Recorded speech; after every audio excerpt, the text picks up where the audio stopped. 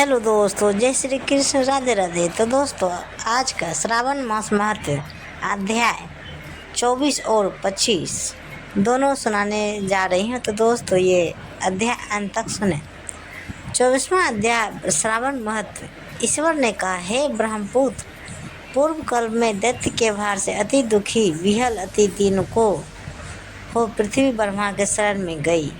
उसके मुख से कथा सुनकर देवगणों के सहित ब्रह्मा ने क्षीर सागर में बहुत स्तुति द्वारा हरि को प्रसन्न किया। ब्रह्मा के मुख से यह सब सुनकर दिशाओं में प्रादुर्भूत भगवान ने कहा, हे देवतागण, डरो मत, क्योंकि देवकी के उदर से वासुदेव द्वारा अवतार ग्रहण कर मैं पृथ्वी का कष्ट हटाऊंगा। आप देवतागण पृथ्वी पर जाकर यादव रूप से उत्पन्न हो, यो कहकर प्रभु अंतर्धान ध्यान हो गए। देवकी के जठर से उत्पन्न होने पर वासुदेव ने भगवान में जाकर कंस के डर से गोकुल में रखा। वहाँ पर भगवान बढ़ने लगे। फिर मथुरा सब गणों सहित कंस वध कर सादर सब नगर निवासी प्राणी जनों ने प्रार्थना की, हे कृष्ण, हे महायोगिनी, हे भक्तों के अभयदाता, हे देव शरणागत वत्सल, आपको हम नमस्कार करते हैं, हमारी रक्षा करो। हे देव, हम आपसे कुछ प्रार्थना करना चाहते हैं, उसे आप ध्यानपूर्वक सुनिए। हे देव, किसी को भी आपके जन्मदिन का ज्ञान नहीं हुआ। जान लेने पे सब लोग उस रोज वृद्धा पुनोत्सव करते। इस प्रकार उसमें उनकी भक्ति, श्रद्धा तथा अपने में आत्मीयता देखकर उन लोगों से केशव ने जन्म दिवस में होने वाले कार्य को कहा। उन्होंने श्रवण कर उसी विधान से व्रत किया। व्रत करने वाले को भगवान ने बहुत वर दिया। इसमें एक प्राचीन इतिहास कहते हैं। अंग देश में उत्पन्न मित्रजित नाम वाला राजा हुआ। उसका पुत्र महासेन नाम वाला हुआ। वह सत्य द्वारा जीतने वाला तथा सम्माननीय था। वह सर्वज्ञ राजा सविधि प्रजा को प्रसन्न रखता हुआ रक्षा करता था। उस समय देवयोग से पाखंडियों के साथ बहुत दिनों तक रहन सहन होने से उनके संगत से राजा अधर्म में लग गया। उसने वेद शास्त्र तथा पुराणों की बहुत निंदा की। वह वर्णाश्रम धर्म से बहुत द्वेष करता था। हे मुनि सत्तम, यूँ बहुत काल बीतने पर काल के वशीभूत हो यमदूत के वश हुआ।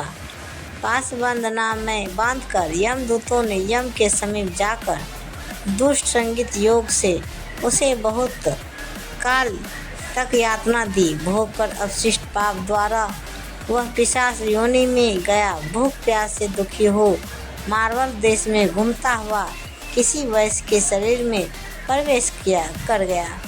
उसी के समय पुण्य देने वाला मथुरापुरी को गया। मथुरा के पास पहुंचा तो मथुरा राक्षसों ने उसकी देह से अलग कर दिया। वह वन में तथा ऋषियों के आश्रम में घूमता हुआ कदाचित देवयोग से जन्माष्टमी के दिन मुनियों तथा द्विजों द्वारा जाने वाली महापूजा और नाम से कीर्तन आदि से रात भर जागता रहा गया। सविधि सब कामों को देखकर हरि कथा सुनी, जिसे उसी क्षण ही निष्पाप, पवित्र और स्वच्छ चित्त हो गया।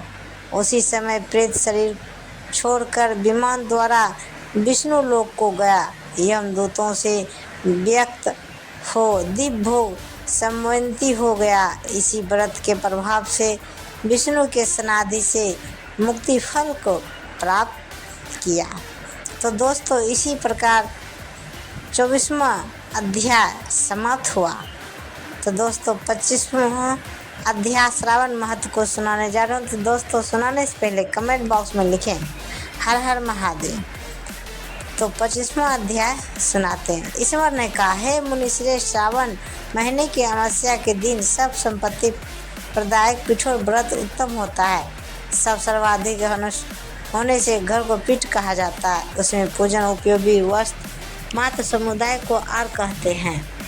अतः हे मुनीश्वर, इसका नाम पिठोर व्रत हुआ। मैं आपसे इस व्रत की विधि कहूँगा। आप ध्यानपूर्वक मन से सुनो। दीवार से तंबे को वर्ण पीले रंग से बुद्धिमान लिखें। सफ़ेद काले, सफ़ेद पीले, लाल या काले रंग द्वारा लिखें। पहले मध्य हिस्से में पार्वती सहित शिवलिंग मूर्ति लिखकर सब तरफ दीवार पर सब संसार की चीज़ लिखें।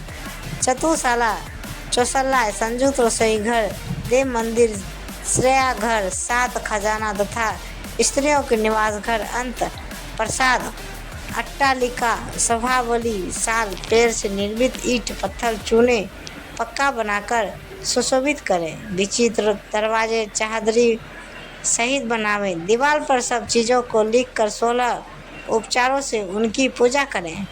अनेक तरह के गंध, धूप, चंदन आदि देकर ब्राह्मण बालक सौभाग्यवती को यथेष्ट भोजन कराकर मम्मिका सहित शिव जी से कहा, हे शाम, व्रत संपूर्ण हो।